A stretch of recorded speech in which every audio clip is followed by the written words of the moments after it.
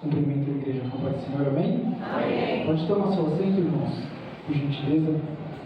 Quero ser bem breve naquilo que o Senhor colocou no meu coração. Abra comigo, por gentileza, a sua Bíblia.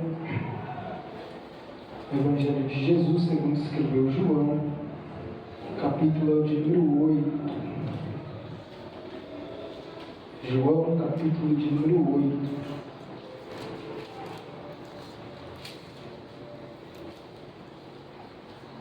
Vou pedir que após a leitura do texto, irmão, você permaneça, por favor, com a Bíblia aberta. Amém? Amém. Amém, irmãos? Amém. Glória a Deus. Jesus está aqui, viu? Glória a Deus. João, capítulo de número 8. Eu confesso que o pastor falou com a gente ali ontem e a gente fica na dependência do Espírito Santo, né, irmãos? A gente folheia de lá, folheia de cá e nenhum texto arde no seu coração, porque não é nós que queremos falar, mas sim Deus, né? E aí, hoje de tarde, o Senhor ministrou no meu coração essa palavra e eu gostaria de compartilhar com os irmãos. João, capítulo de número 8, versículo 1 diz: Jesus, entretanto, foi para o Monte das Oliveiras. De madrugada, voltou novamente para o templo. De madrugada, voltou novamente para o templo. E todo o povo ia ter com ele. E assentado os ensinava. Os escribas e fariseus trouxeram à sua presença uma mulher surpreendida em adultério. E fazendo-a ficar de pé no meio de todos, disseram a Jesus: Mestre, esta mulher foi apanhada em flagrante adultério, e na lei nos mandou Moisés que tais sejam apedrejadas. Tu, pois, que dizes? Isto diziam eles, tentando para terem o que o acusar. Mas Jesus, inclinando-se, escrevia na terra com o dedo. Como insistissem na pergunta, Jesus se levantou e lhes disse: Aquele que dentre vós estiver sem pecado, seja o primeiro que lhe atire pedra. E tornando a inclinar-se, continuou a escrever no chão. Mas ouvindo eles esta resposta, e acusados pela própria consciência, foram se retirando um por um, a começar pelos mais velhos, até os últimos, ficando só Jesus e a mulher no meio, onde estava. Erguendo-se Jesus e não vendo a ninguém mais, além da mulher, perguntou-lhe: Mulher, onde estão aqueles teus acusadores? Ninguém te condenou? Respondeu ela: Ninguém, Senhor. Então lhes disse Jesus: Nem eu tampouco te condeno. Vai e não peques mais. Amém, irmãos? Amém. Redobre sua atenção, por gentileza, porque o momento da palavra é o momento onde o inimigo da nossa alma ele quer tirar a nossa atenção para que o fruto não venha a ser gerado. Amém? Eu gostaria de meditar com os irmãos baseado no tema Os Encontros de Jesus. Os Encontros de Jesus.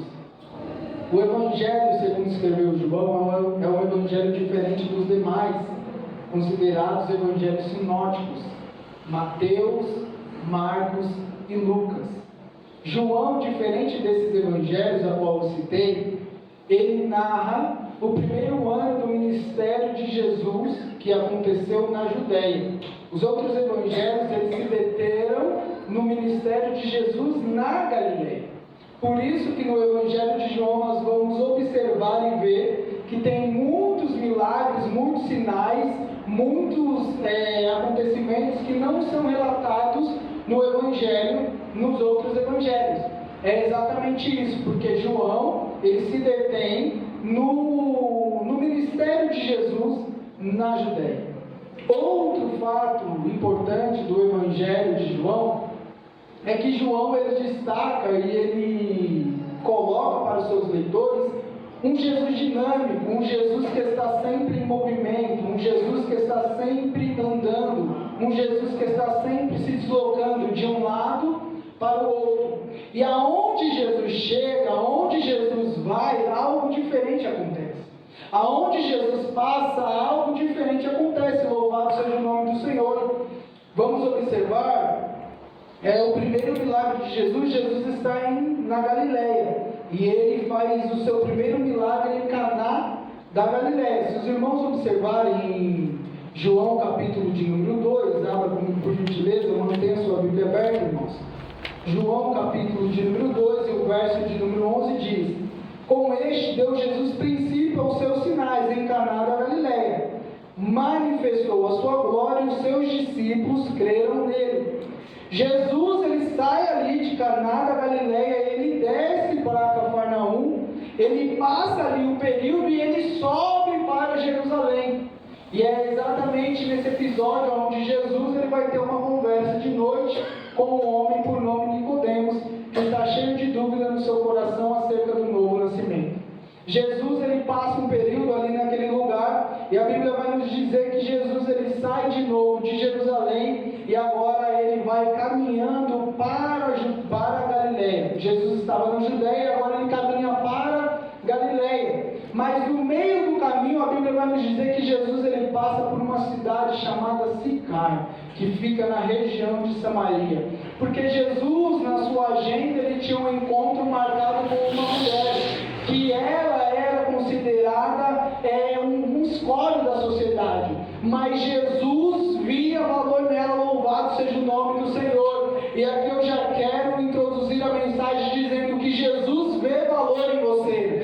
Ainda que a humanidade, ainda que a sociedade diz que você não tem valor, Jesus ele para tudo que está fazendo para dizer: você tem valor sim, eu reconheço o valor que você tem. Foi por isso que eu me despi da minha glória e morri no seu lugar, louvado seja o nome do Senhor. E Jesus ele para ali naquele poço. João está mostrando para os seus leitores que Jesus é dinâmico, louvado seja o nome do Senhor. E aí quando nós chegamos no capítulo de número 5, irmãos, do Evangelho de João, abra comigo por gentileza o capítulo de número 5. Diz assim, no verso de número 1: passadas estas coisas, havia uma festa dos judeus e Jesus subiu para Jerusalém. Ou seja, Jesus ele estava na Judéia, em Jerusalém, ele desce, passa em Samaria, visita aquela mulher, ele passa um período na Galileia, agora Jesus sobe novamente para Jerusalém, porque havia uma festa naquele lugar. Jesus ele está indo para uma festa, mas tinha um homem que precisava ouvir a voz de Deus. Havia um homem que estava em uma situação havia 38 anos, e Jesus se desvia do caminho da festa para atender o necessitado, louvado seja o nome do Senhor. O Senhor Jesus desvia aquilo que ele ia fazer para te atender nesta noite e te perguntar: queres ser curado? Louvado seja o nome do Senhor. E a pergunta de Jesus é clara e objetiva, mas aquele homem com as suas indagações fala: Senhor, não tenho quem me leve para o tanque. Mas o Senhor fala para ele: não precisa de tanque, não precisa de anjo, precisa de você responder a minha pergunta, louvado seja o nome do Senhor. E aí, irmãos, nós vamos descorrer as idas e vindas de Jesus, tanto para a Galileia como para a Judéia. No capítulo de número 2, Jesus traz a alegria de volta ao casamento, que é o primeiro milagre de Jesus. No capítulo de número 3, Jesus responde ao questionamento de um doutor da lei, que é Nicodemos. No capítulo de número 4, Jesus faz jorrar a água da vida dentro de uma mulher que era considerada uma terra seca, louvado seja o nome do Senhor. No capítulo de número 4 ainda, Jesus ele cura o filho de um oficial, atendendo o clamor de um pai. No capítulo de número 5, nós vamos ver que Jesus ele cura um paralítico que estava naquela situação havia 38 anos. No capítulo de número 6, Jesus ele multiplica os pães. No capítulo de número 6, Jesus ele caminha sobre as águas, louvado seja o nome do Senhor. E aí eu gostaria de aplicar essa introdução para nós aqui nesta noite. João está nos dizendo que o Senhor Jesus, o Senhor que nós servimos, ele é dinâmico, ou seja, ele não está limitado a nenhum tipo de problema. Se você está com problema no casamento, Jesus restaura hoje. Se você está com problema na sua casa, Jesus te visita hoje e ele traz alegria novamente, assim como ele fez ali naquele lugar. Jesus responde os questionamentos da sua alma.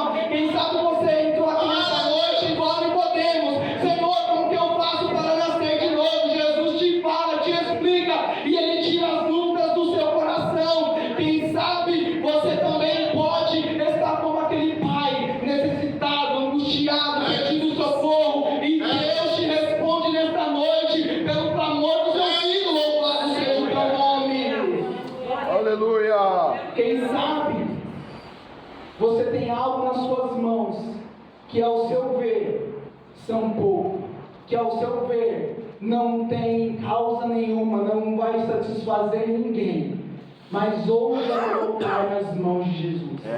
Ousa colocar nas mãos daquele que multiplica e faz infinitamente mais do que nós pedimos ou pensamos.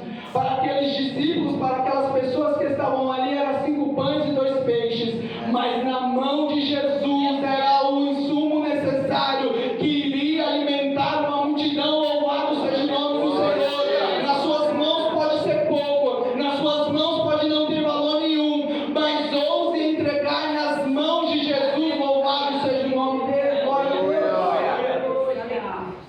E a Bíblia vai nos dizer que Jesus, depois que ele faz a multiplicação dos pães, ele manda os discípulos entrarem em um barco e passar para o outro lado. A ordem de Jesus é clara e objetiva: entrem no barco e passem para o outro lado. Os discípulos outrora já tiveram uma experiência com o Senhor Jesus. Outrora eles entraram no barco, obedeceram à voz de comando do seu mestre. Mas só que nessa circunstância Jesus estava dormindo. A tempestade veio. Eu disse aqui esses tempos atrás que Jesus permite a tempestade vir. Jesus permite a água entrar dentro do nosso barco. Jesus permite nós nos questionarmos a Ele: Senhor, parece que o Senhor não está nos vendo. Eu estou vivendo essa situação e o Senhor parece que não está nem aí. Mas bastou uma palavra e tudo se voltou ao lugar. Bastou uma palavra e tudo fez bonança naquela situação. Mas agora os discípulos se veem numa situação totalmente diferente, porque eles estão debaixo da ordem de Jesus. Jesus fala para eles: entram no barco e passem para o outro lado. Porém Jesus, ele fica no monte orando. A tempestade se levanta novamente. A água começa a entrar dentro do barco. E agora ele olha para um lado, olha para o outro e não vê Jesus. E quando nós estamos nessa situação, achando que Jesus não está no nosso barco, Ele está lá do alto nos olhando. Louvado seja o nome do Senhor. E quando nós clamamos o nome de Jesus, Ele vem caminhando em cima das águas, Ele vem caminhando em cima dos nossos problemas, Ele vem caminhando em cima das nossas dificuldades, falando aquilo que está te tirando a paz, aquilo que está te tirando o sono, aquilo que está te perturbando, eu coloco debaixo dos meus pés e vou ao seu socorro. Louvado seja o nome do Senhor. E foi assim que Jesus fez. E quando nós iniciamos o capítulo de número 7, irmãos, a Bíblia vai nos dizer que os irmãos de Jesus começam a questionar a Ele, falando assim: por que você não faz esses sinais, esses milagres que você realiza aqui na Galileia? Por que você não sobe e faz isso lá na Judéia? Porque não tem ninguém que queira ser mostrado que faça as coisas em oculto. Jesus responde para os seus irmãos que não acreditavam nele: ainda não é chegada a minha hora. A Bíblia vai nos dizer que os irmãos de Jesus subiram para a Judéia, eles subiram para a Judéia por conta da festa dos tabernáculos. E a Bíblia vai nos dizer que Jesus permanece no lugar, no meio da festa. Jesus subiu naquele lugar. E a Bíblia vai nos dizer que Jesus está no templo ensinando. E no último dia da festa, acompanhe comigo por gentileza, o capítulo de número 7. E o versículo é o de número 37. Capítulo 7 de número 37.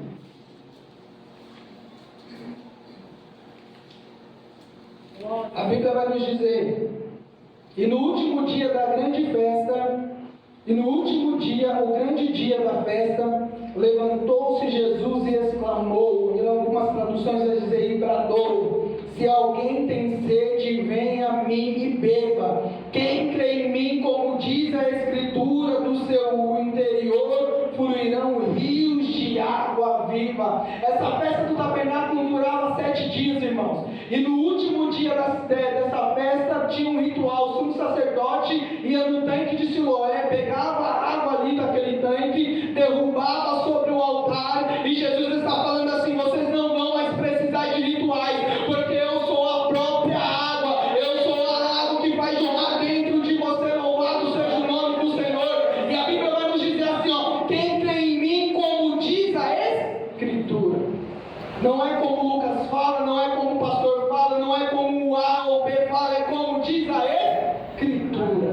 nós devemos nos atentar pela palavra de Deus. Louvado seja o nome do Senhor. E a Bíblia vai nos dizer que quando Jesus ele faz isso, há uma grande discussão naquele lugar, porque muitos creram em Jesus. Sempre quando Jesus realizava algum milagre, tinha aqueles que criam, mas tinham aqueles que tinham inveja de Jesus. E por causa dessa inveja, eles queriam matar Jesus. E acontece uma grande discussão ali, porque muitos creram e outros falaram: não, nós vamos matar ele, porque isso não pode fazer. Lembra que lá no paralítico do tanque de Betesda, Jesus fez um milagre no sábado. Ele está quebrando a lei, ele está fazendo coisas que estão afastando as pessoas de nós, porque nós somos os detentores da verdade, mas Jesus veio nos apresentar a verdade. Louvado seja o nome do Senhor. E a Bíblia vai nos dizer que quando eles estão nesse conflito e não se resolvem, aí termina o capítulo de número 7, versículo de número 53, que nós falamos quando nós queremos fechar a porta da igreja, a gente diz: e todos foram para suas casas. É exatamente esse contexto que está acontecendo. No capítulo de número 7, versículo 53, diz assim: e cada um foi para a sua casa.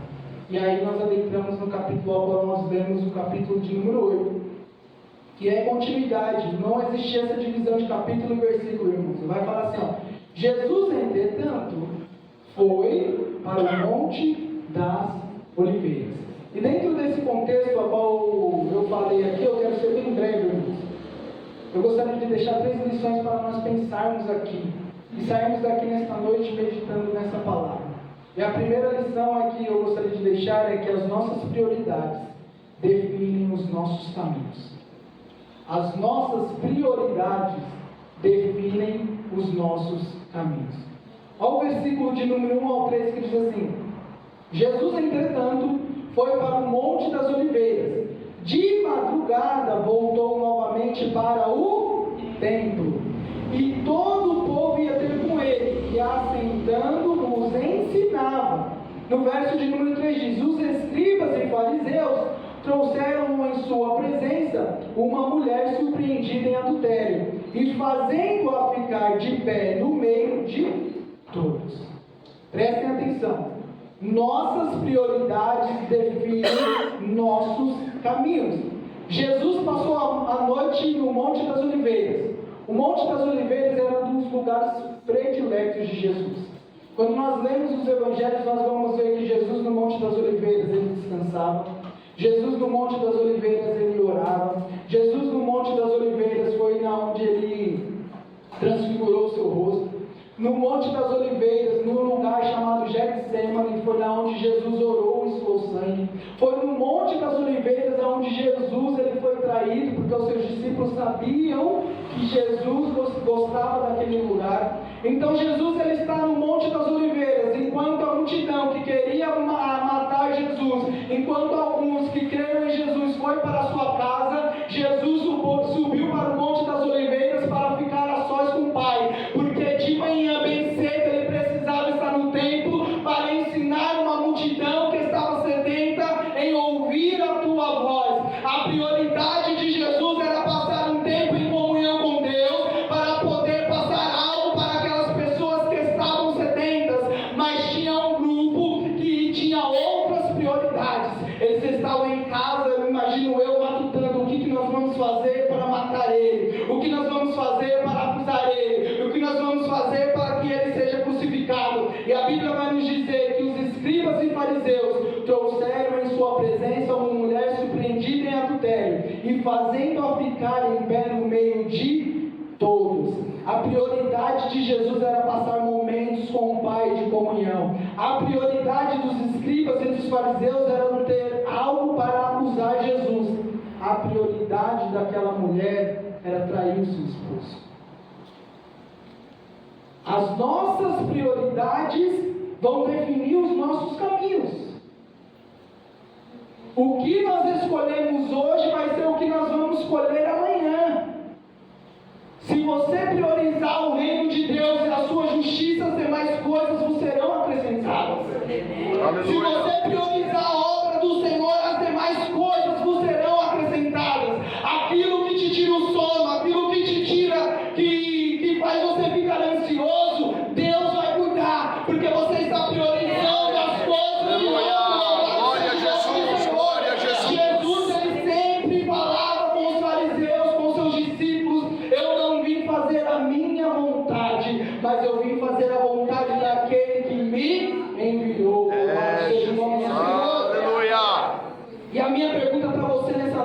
qual é a sua prioridade? Qual é a sua prioridade? Glória a Jesus. Nós gastamos tanto tempo, irmãos, e nada contra, com o nosso trabalho, em correr atrás de uma boa faculdade, de uma boa formação, em ter um bom desempenho no nosso serviço, em ser reconhecido pelos homens. Mas muitas vezes essas coisas que são legais têm nos afastado de viver uma vida de comunhão com Deus. Verdade. Essas coisas que não são legais têm nos afastado de viver o sobrenatural do Senhor. Nesta noite eu quero que você saia daqui pensando qual é a minha prioridade. Nós temos um chamado, irmãos. Cada um de nós temos um chamado aqui. Você não é inútil dentro do reino, você é útil para a obra do Senhor. Você tem algo que Deus confiou nas tuas mãos, mas talvez isso não tenha sido a sua prioridade. Mas as nossas prioridades hoje vão definir os nossos caminhos de amanhã. Louvado seja o nome do Senhor. Eu sempre me pergunto por que o apóstolo João viveu o que ninguém viveu. E a resposta que eu tive do Senhor foi porque ele fez o que ninguém fez. Ele priorizou coisas que ninguém priorizava. Todos os discípulos, quando Jesus foi crucificado, saíram da cruz, correram, fugiram. Mas o único que teve a humildade de voltar foi João. E nos pés da cruz nós recebemos as responsabilidades vindas do próprio Jesus. É nos pés da cruz, e ele priorizou, por isso que João viu Jesus com seu corpo transfigurado, por isso que João viu Jesus falando sobre os finais do tempo, por isso que João reclinava a cabeça no peito de Jesus e ouvia o sussurro da sua voz, porque ele priorizava Jesus. Aleluia. Qual que é a sua prioridade hoje? Qual que é a sua prioridade? Viver uma vida de comunhão? Assim como Jesus fazia? Porque enquanto a multidão estava dentro de casa, ele estava no monte. Enquanto a multidão estava pensando em apedrejá-lo, Jesus estava falando assim: amanhã eu preciso chegar naquele lugar porque tem uma mulher que precisa do meu socorro. Louvado seja o nome do Senhor. Qual que é a sua prioridade? Viver de aparência? Porque nós sermos cristãos no domingo é muito fácil, irmãos. Nós sermos cristãos, seguidores de Jesus, em um culto dominical onde nós estamos todos reunidos com um propósito, é muito fácil. Os escribas e os fariseus, eles tinham essa prioridade: vamos viver de aparência, vamos viver de modo que as pessoas olhem para nós é santo, olhem para nós é piedoso. Mas Jesus fala assim: para mim vocês são sepulcros caiados. Por fora são bonitos, mas por dentro estão podres. Qual que é a sua prioridade? Aleluia. Glória a Deus. Na quarta-feira eu estive ali numa congregação e eu falei que os status que nós temos por fora, irmãos, não nos definem quem nós somos por dentro. Os status que nós temos por fora não nos definem quem nós somos por dentro. Zaqueu era um homem rico, chefe dos publicanos, benquisto no meio dos publicanos, mas para Deus era um pecador. Para Jesus era uma alma vazia, que precisava de um Salvador. A igreja de Laodiceia fazia o seu autodiagnóstico falando: sou rica, não tenho falta de nada. Mas Jesus olha para ela e fala assim: é pobre, miserável, cega e nu. Qual que é a sua prioridade? Viver de aparência? Ou qual que é a sua prioridade? Viver uma vida de pecados. Porque de Jesus era viver uma vida de comunhão, dos fariseus e dos escribas era viver uma vida de aparência, e daquela mulher era viver uma vida de pecado. Qual que é a sua prioridade nesta noite? Sua prioridade hoje define o seu caminho de amanhã. O caminho da mulher era continuar errando, o caminho dos fariseus e dos escribas era continuar acusando, mas o caminho de Jesus era perdoar. Louvado seja o nome do Senhor. Louvado seja o nome do Senhor. A segunda lição que eu gostaria de deixar aqui nessa noite é que Jesus tem o poder de reescrever histórias. Aleluia. Jesus, ele tem o poder de reescrever histórias. Acompanhe comigo a leitura do verso de número 6 até o versículo de número 8, que diz assim: Isto diziam eles, tentando-a para terem de que o acusar. Mas Jesus, inclinando-se, escrevia na terra com o dedo. Como insistissem na pergunta, Jesus se levantou e lhes disse: Aquele que dentre vós estiver sem pecado, seja o primeiro que lhe atire a pedra. E tornando a inclinar-se, continuou a escrever no chão. Aquela mulher chegou naquela manhã, naquele templo, após ser pega em um ato de adultério, sentenciada pelos seus acusadores. A lei de Moisés mandava apedrejá-la. Aos seus próprios olhos, ela não tinha mais jeito. Porque quando nós lemos o texto, nós observamos o texto, nós vamos ver que em nenhum momento a mulher se defende. Em nenhum momento ela vai falar assim: não, eu não fiz isso não, isso daí que vocês estão falando é mentira. Por quê? Porque ela tinha consciência que ela tinha sido pega exatamente no ato de adultério. A lei mandava apedrejá-la. Seus acusadores estão prontos, preparados com armas na mão. A Bíblia não diz o que Jesus estava escrevendo. Aí alguns estudiosos vão dizer que eram os pecados dos fariseus. Alguns estudiosos vão dizer que era a lei de Moisés. Eu não sei o que era, mas de uma coisa eu tenho certeza: naquele dia, aquela mulher teria sua história reescrita pela graça. Naquele dia, aquela mulher que chegou naquele lugar, sentenciada pela lei, sentenciada pelo seu pecado, ela teve a sua história mudada, porque ela teve um encontro com a graça. E eu trouxe uma notícia nessa noite: a graça continua com os braços abertos aqui neste lugar. Não importa o seu pecado, não importa aquilo que você cometeu, Deus continua com os braços abertos e Ele está doido, desculpa que a palavra, mas para reescrever a tua história. Louvado seja o nome do Senhor. Tem uma nova história de Deus para você aqui nessa noite. Glória a Deus. Tem uma nova história, irmãos, porque a graça faz assim. A graça é um favor imerecido. Se nós olhássemos para aquela mulher naquele dia, naquela situação, quem sabe eu estaria com a pedra na mão, o pastor Alex também com a pedra na mão, a igreja com a pedra na mão, mas o único que podia ter uma pedra na mão estava reescrevendo a história daquela mulher. Louvado seja o nome do Senhor. Tem uma nova história para você aqui nessa noite. Glória a Deus. Ô Lucas, mas aquilo foi algo pontual. Há 2000 anos atrás,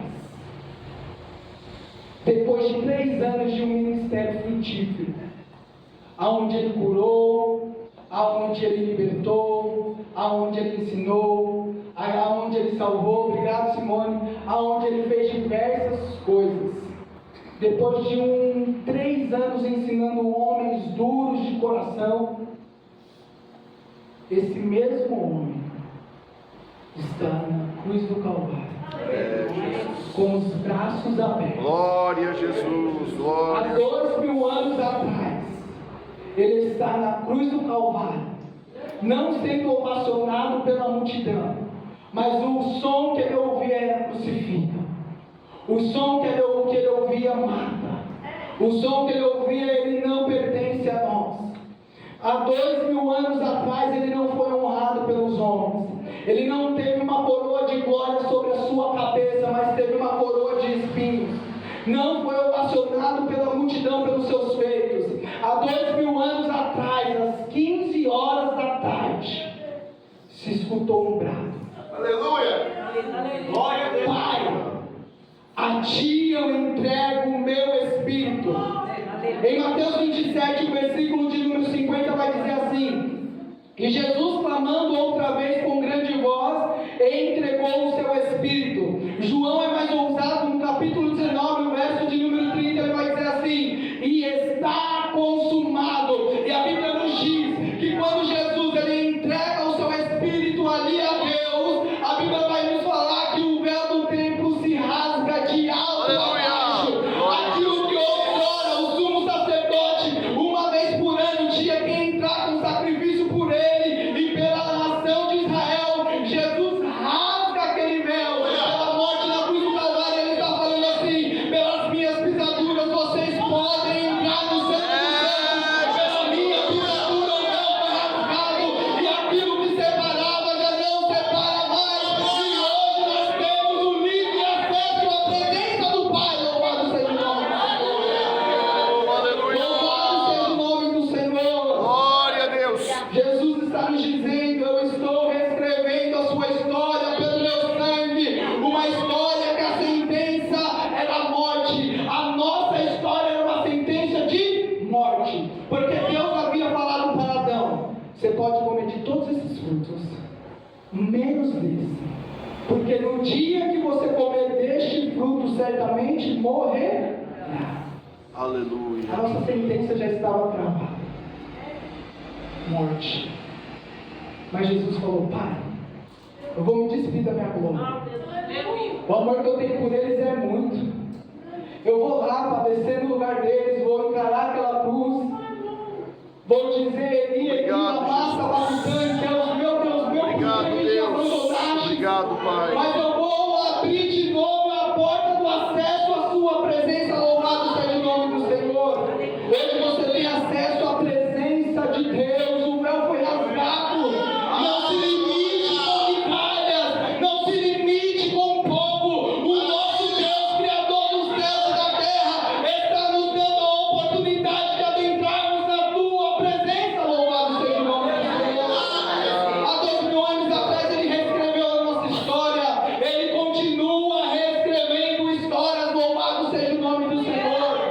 Glória a Deus. Irmãos, o que tem me incomodado esses dias é que essa é uma verdade. O véu do templo se rasgou. O sumo sacerdote entrava uma vez por ano. Ele tinha que se consagrar, ter uma vida reta diante de Deus, para uma vez ter uma porçãozinha da glória do Senhor. E hoje nós temos a liberdade. O véu do templo foi rasgado. Nós podemos adentrar na presença do Pai em qualquer lugar, dentro de casa, fora de casa, no banheiro, com a porta fechada, dentro do ônibus, e nós não estamos desfrutando daquilo que o Pai nos deu. Louvado seja o nome do Senhor.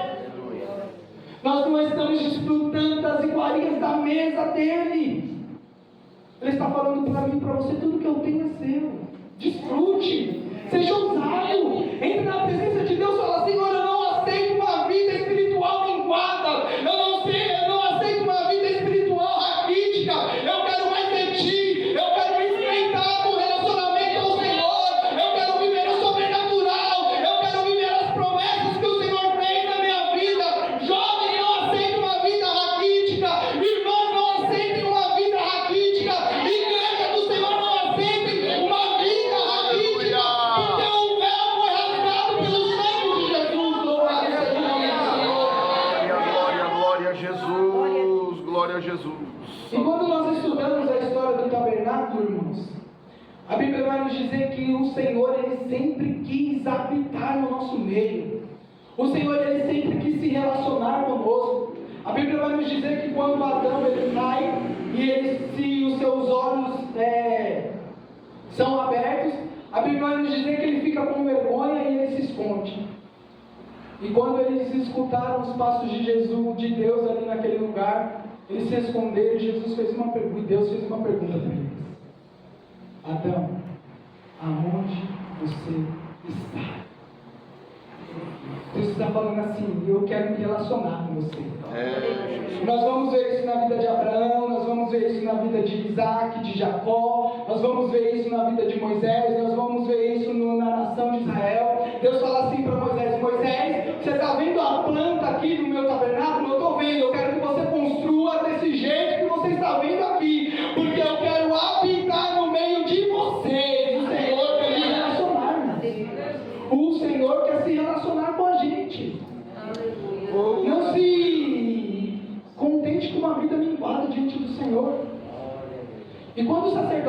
entrava no Santo dos Santos, que era uma vez por ano, quem sabe o que tinha lá no Santo dos Santos? Um de cada vez. A arca. Tinha a Arca da Aliança, lembra? O que tinha dentro da arca? A vara de Arão, vamos lá, igreja, me ajuda aí. A vara de Arão, o maná e as tábuas dos 10 mandamentos, certo? Quem lembra como que chama o nome daquela tampa que cobria a arca? O Gustavo deu uma aula dessa aqui pra gente. Como que chama? Propiciatório. Essa tampa chamava propiciatório, porque era ali que o sumo sacerdote aspergia o sangue e era ali que Deus perdoava. Deus está falando para mim e para você, Jesus está falando assim, hoje você tem o livre acesso. A tábua da lei significa a justiça de Deus, o maná significa a provisão de Deus, a vara de Arão está falando assim, eu ainda continuo fazendo sinais e milagres, a tampa do propiciatório está falando assim, eu te perdoo, não importa aquilo que você fez, a graça e eu te perdoo, louvado seja o nome do Senhor. Entre, irmãos, com ousadia na presença de Deus. Entre com ousadia, dobre o seu joelho, tendo a plena certeza que Ele te ouve, que Ele se inclina ao ouvido ao seu clamor, louvado seja o nome do Senhor. E a última lição, irmãos, que eu gostaria de deixar aqui nessa noite é que no tribunal de Cristo tem perdão. No tribunal de Cristo tem perdão. Versículo 9 ao 11 diz assim: mas ouvindo eles esta resposta, e acusados pela própria consciência, foram se retirando um por um, a começar pelos mais velhos, até os últimos, ficando só Jesus e a mulher no meio onde estavam. Erguendo-se Jesus e não vendo a ninguém mais, além da mulher, perguntou-lhe: mulher, onde estão aqueles teus acusadores? Ninguém te condenou? Respondeu ela: ninguém, Senhor. Então lhes disse Jesus: nem eu tampouco te condeno. Vai e não peques mais. Aquela mulher, quando chegou à presença de Jesus, ela foi colocada no meio. No versículo de número 3 nós vamos ter essa informação. Mal sabiam os escribas e os fariseus que no meio da presença de Jesus há perdão. Mal sabiam os acusadores daquela mulher que no meio da presença de Jesus há perdão. Há perdão para você nessa noite. Aleluia. O Senhor continua com os braços abertos falando assim: eu te perdoo. Eu te perdoo, louvado seja o nome do Senhor. No meio da presença de Jesus há restauração. Isso é tudo no meio da presença de Jesus. Aleluia. E às vezes a gente quer deixar a sombra do Onipotente, quer deixar o esconderijo do Altíssimo para viver errante nesse mundo, irmãos. É no meio da presença de Jesus que você vai ter alívio para a sua alma. É no meio da presença de Jesus que você vai ouvir: cadê os teus acusadores? Ninguém te condenou? Não, Senhor. Eu também não te condeno.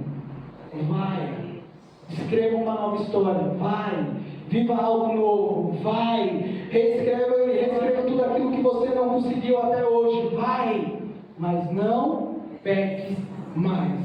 Paulo em Romanos capítulo de número 8, e verso 1 diz assim: agora, pois, já não existe nenhuma condenação para os que estão em Cristo Jesus. Aleluia. É noite de permanecermos no meio, é noite de permanecermos no centro, não para sermos acusados pelo nosso acusador, mas para sermos perdoados por Jesus. Louvado seja o nome do Senhor. Nesta noite é noite de perdão. Há perdão de Jesus para você.